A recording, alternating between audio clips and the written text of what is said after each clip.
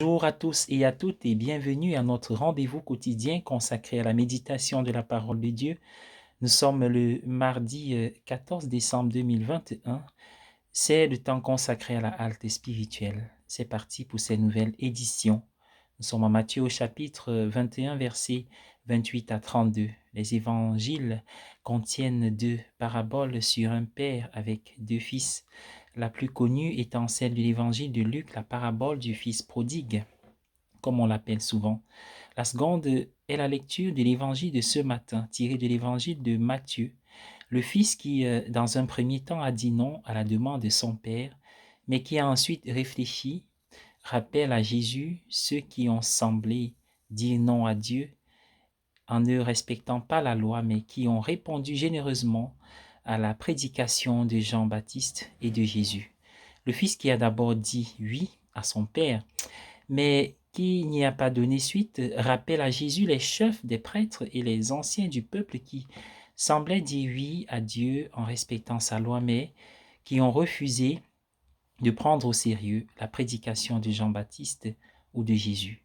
Même lorsqu'ils voyaient des prostituées, des collecteurs d'impôts et d'autres personnes considérées comme des pécheurs réagir à la prédication de Jean et de Jésus, ils refusaient d'améliorer leur propre attitude envers Jean et Jésus. Dans la parabole du fils prodigue, le fils cadet a mieux réfléchi à son rejet initial de la volonté de son père et a pris le lent chemin du retour. Jésus suggère que notre destination finale est plus importante que notre point de départ.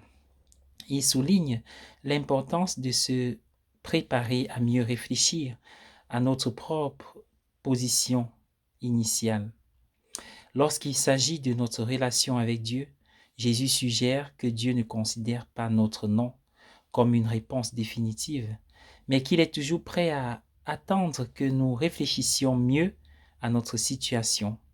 En effet, le reste des évangiles suggère que l'attente de Dieu à notre égard n'est pas une attente passive. En attendant, Dieu nous attire toujours activement à lui. Oui, l'attente de Dieu à notre égard se fait de manière dynamique et il nous tend la main. Parfois, il nous est difficile de la saisir.